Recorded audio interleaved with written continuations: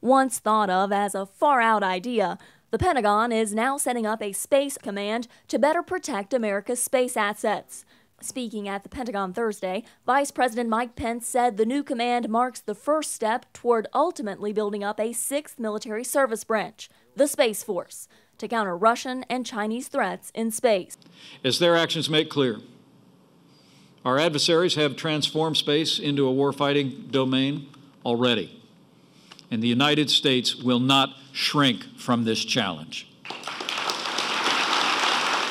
Creating a new branch of the military hasn't been done for decades. The last time we added a new branch of service was 1947, and that took some time getting used to. But much like when the military established a new Air Force following World War II, after realizing the importance of air power, proponents say a Space Force is the next step for the military. I think we are approaching that point for space, that space has become so important to our military, to our overall economy, that we're going to need a cadre of professionals that, eat, sleep, and breathe space.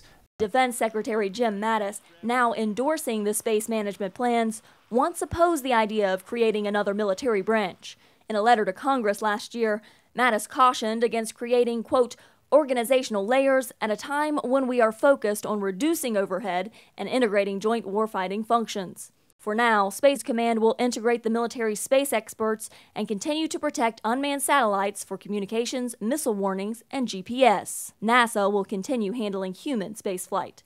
President Trump is asking Congress to formally create the new military service by 2020. Carla Babb, VOA News, the Pentagon.